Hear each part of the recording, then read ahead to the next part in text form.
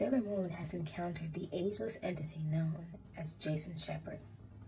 As she returns to her everyday life in the city, the Negaverse sets in motion a new plan to harvest energy. Sailor Moon must use her newfound training and abilities to defend her friends' lives, no matter the cost. Meanwhile, Jason encounters a strange being known as Tuxedo Mask. Welcome back, everybody, to day 2 of 10 days of Halloween, where I, Sailor Luscious, bring you 10 days of what is supposed to be a creepy story, we'll bring you 9 days of what is supposed to be a creepy story. And on day 10, I have a very special video for you all. So let's get into part 2 of Legends of the Lightstorm saga. 6 days. 6 days of agonizing pain. 6 days since the ageless being known as Jason Shepard had been rediscovered in exile. 6 days since Sailor Moon's first battle alongside him. Serena moaned and rolled over in bed, trying desperately to ignore the aching in her limbs. She reached down and grabbed a handful of chips from a nearby bag, ignoring the crumbs falling onto her sheets as she shoved the whole thing in her mouth. Briefly, she considered sneaking downstairs for something to drink, but couldn't bring herself to move. "Honestly, Serena, I can't imagine how you could be eating at this hour," Luna scolded, glaring at Serena in the darkness. "Who makes this hurting stop?" Serena replied tiredly. Luna sighed, knowing it was no good to argue. It hadn't been easy coming back to the city. After leaving the burning remains of Jason's house, Jason had led them through the forest. Luckily, Serena had a few traces of energy left in her system, so they made it back to the road without too much difficulty. From there, they hiked on the side of the road for some hours, striving towards the city. Eventually, Jason managed to flag down a passing car. The driver was a middle-aged man who wanted to know what they were doing so far from civilization. Jason smoothly informed him that they were lost hikers who had been searching for help. The man accepted this story, although he raised an eyebrow at Jason and Serena's age difference. Agelessness suited Jason's appearance well, but was unsettling and confusing for bystanders when they tried to guess. Serena slept peacefully in the driver's back seat, while Jason sat in the passenger seat, keeping an eye on him. Something about him seemed to make the man restless, so he drove quickly to the city and didn't ask too many questions. The ride was silent and uneventful, and in time the lights of the city appeared on the horizon. The driver dropped them off in a quiet section of town. With directions from Luna, Jason escorted a half-asleep Serena back to her home, then disappeared into the night without another word. Neither Serena nor Luna had seen him since. Every muscle in Serena's body ached unbearably. The fight had been fiercer than any she had ever faced. Hours before that, she had trained the most intense teacher she had ever encountered, and hours before that, she had hiked through the woods in search of a mystery individual. She wasn't used to this kind of physical punishment, and now it was taking its toll. Tired as she was, the pain wouldn't let her sleep. It had barely let her sleep the past few days, and it didn't seem to be subsiding. But food always seemed to ease her suffering. With that in mind, she shoved some more chips in her mouth and turned over. Luna watched silently. She thought about telling Serena to clean up the mess she was making, but decided it was pointless. She thought for a moment. Jumping on Serena's bed, she whispered quietly, "You know, a pet Tuxedo Mask would have been proud of you the other day." Within seconds, Serena drifted off into a blissful slumber, filled with wonderful dreams of things that had been and things that may yet come. Far away in another dimension, dark eyes were peering into Serena's world. A queen smiled to herself as she mentally calculated the final piece of her latest plan. Serena raced down the street, fighting to ignore the pain in her legs. "Man, this is the 3rd time this week," she wheezed, trying to run faster. Failing, she stopped and leaned on a wall momentarily out of breath. "I wonder if my crowded sidewalk excuse will still work." She glanced at the part of the wall she was leaning against. She moved her hand. It was a poster advertising depth charge energy drinks. Apparently, the company had just gotten a new spokeswoman named Saffron. "Don't look, just run!" A hand grabbed Serena's arm, pulling her into a run. "Thanks a lot, Molly," Serena yelled, trying not to trip. A few minutes later, Serena sat in her desk, massaging her arm. "Sorry about that," Molly apologized. "I panicked. I'm not used to being late." "Hey, guys," Serena groaned internally. It was Melvin, resident nerd and all-around annoyance at Serena's school. "Check it out." He proudly held up a poster with Saffron on it. "Nice, Melvin. Which building did you steal it off of?" Serena replied, still rubbing her arm. "I did it. They sent it to me free when I got the platinum membership in the official Saffron fan club." Saffron has a fan club? Molly asked confusedly. Melvin must have been waiting for that question because he whipped out his phone with the fan club homepage already open. He held it up so Molly and Serena could see. Behold, every bit of information you could want on advertising's newest star. Look! He pulled the phone back and entered a few commands. Her first role netted her $5 million, and I haven't even mentioned her current contract. $5 million? Serena momentarily wondered how many clothes that could buy. You could be a superstar, you know. Oddly, he sounded like he meant it. Me? A superstar? Serena imagined. Cool. In another part of the city, Luna crept through a narrow alley, carefully avoiding a patch of fitted garbage. Trying not to gag, she pressed on, her sharp eyes searching carefully. She jumped over a wire fence and kept going. After the third day back, Luna had grown increasingly worried about Jason's absence. She had been hoping he would at least stop by the house and check on Serena, and even maybe give her some pointers. But the man never showed, nor had he left any way to contact him. For the last few days while Serena was away at school, Luna had made her mission to track him down, and it appeared she was now succeeding. Luna stared ahead at an abandoned building unsurprised. Even in a city filled with amazing people, Jason isolated himself. Then again, he had no money and nowhere to live, and abandoned buildings made excellent hideouts. Inside the building, Jason had demolished the staircase. Luna had been half expecting this. Looking around, she spotted a very subtle configuration of garbage, building materials, and landscape that led into the building. Interesting. Only a skilled checker or the owner of a very tall ladder could get inside. Half an hour later, Luna crawled, exhausted, into the part of the building that Jason was apparently in. She paused to catch her breath. Then she recovered, and she saw the cause of Jason's absence. The large room had been cleared of debris and swept clean. Several work tables had been set up in various places, some containing weapons, others less recognizable objects.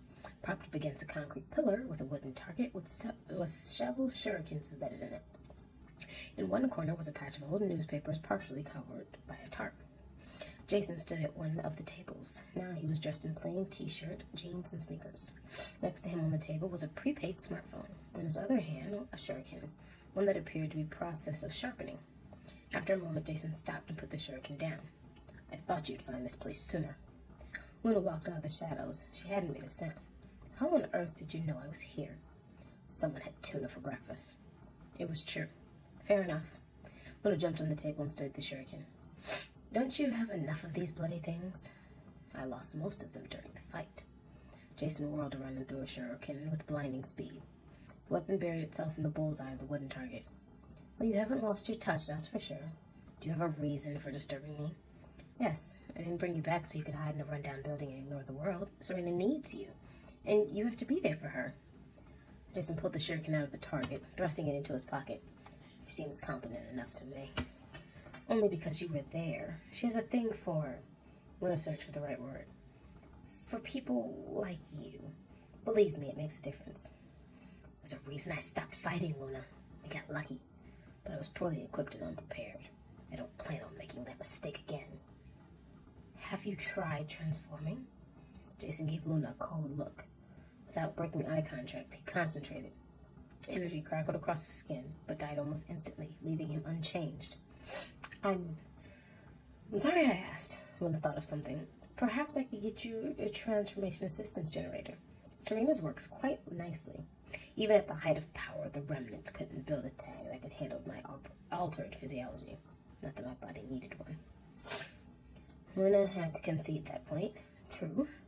But what if you said your old incantation? If nothing else, it might focus your concentration. You know the incantation only activates the tag. I've tried every variation of the transformation and nothing works, Luna. Which is why I'm refreshing my other skills. He picked up 2 shurikens from the workbench to emphasize his words. Luna watched him test the sharpness of the weapons. I would feel better if we could at least reach you. You never know when Serena might need your help. She patted to Jason's smartphone. After memorizing the number, she entered Serena's number in Jason's contacts. And whenever you get a chance, try to see about working with Serena some more. She can use all the training you can pass on. I'll keep that in mind. At that very moment, in another part of the city, a woman was showering. The woman's name was Saffron. She was taking a lunch break between shoots and felt the need to freshen up. Hot showers worked wonders towards that end, but she wouldn't have been so relaxed if she had noticed the bathroom door slowly gliding open. Suddenly, the shower curtain flew back. Saffron spun around in surprise. A superhumanly strong hand pinned her against the shower wall before she could scream. "Found you!" the thing shouted triumphantly. Gray mucus gushed from its mouth, trapping Saffron. "Ah! Help! Somebody help me!" The monster grabbed her forehead, its claws digging into her skin. Before Saffron's terrified eyes, the thing began twisting, melting, rearranging its own body until it looked like her. Pleasant dreams. The monster struck the side of her neck, and everything went black. What if we got super good at sports?" Serena asked, swinging a tennis racket. "Nah, there are plenty of those out there," Molly replied, bored. As soon as the word superstar had been uttered aloud, fantasies of stardom had erupted in Serena's mind. It hadn't taken long for Molly to get interested, and the two decided to put their heads together. "I know!" Molly exclaimed suddenly. She pulled out her phone. "Viral video! We'll just do something we're good at. Go viral and we'll be famous." "But what can we do to get noticed?" "Let's try singing." "Oh, bloody hell," Luna thought to herself. She had overheard Serena singing in the shower once, and once was enough. Molly set her phone to record and propped it up. Serena switched on some music. What followed could only be described as oral hemorrhaging. Luna tried in vain to cover her ears and block the noise, and to think she could be using this time to train, she thought, irritated. It seemed to go on forever. Molly and Serena tried several songs, and each sounded worse than the last. Things only worsened when Serena accidentally stepped on Molly's foot. Soon, they were arguing. As Luna watched, Molly stormed through the room, vowing to become famous on her own. "Well, that went well," Luna commented as soon as she was sure Molly was gone. Serena angrily collapsed on the bed. "I'll show her. I'll be twice as famous as her in half the time." "Yes, and you're doing a wonderful job of that so far."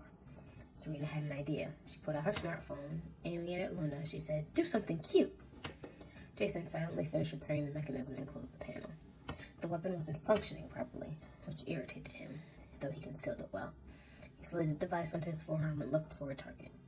He'd gotten very little sleep the past week. The city was nothing like the woods, and the constant hum of technology made it hard to rest after living in isolation for so long. To pass the time, Jason explored the city, collected resources, established a base of operations, and started building. The hard part wasn't designing the equipment. No, he had built similar devices years ago, and had an excellent memory. The problem was remaking everything from the ground up, with materials far weaker than what he had had access to before. It had taken hours of machining and fine-tuning to get what he needed, and it still wasn't working. As he searched for a target, Jason paused for a moment to look at his good new home. The work tables were cluttered with metal papers, scraps of metal littered the floor, crunching underfoot. In one corner, his weapons were stored, ready for use. Jason saw everything he had made himself, and was for a brief moment repulsed. He didn't often allow himself to think such thoughts. His mind flashed back to the way he used to be all those years ago before.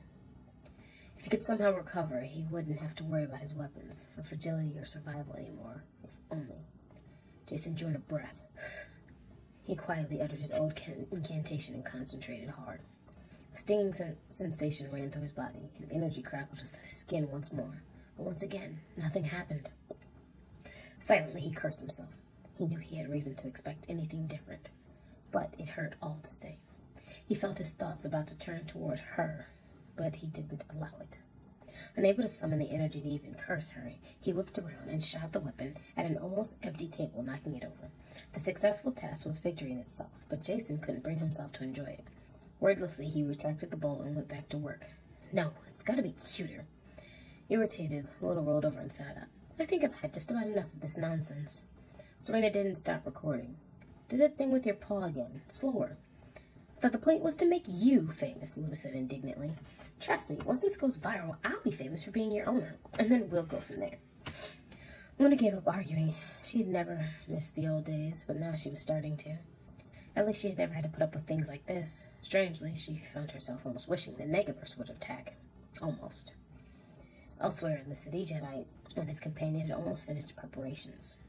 It hadn't been hard to integrate into their new roles. Human computers were surprisingly simple to manipulate, and everything was almost in place. Jedi blinked, his new eye stinging. He sincerely hoped the mistake would show his face soon. Now that he knew his foe was powerless, crushing his soul would be even sweeter.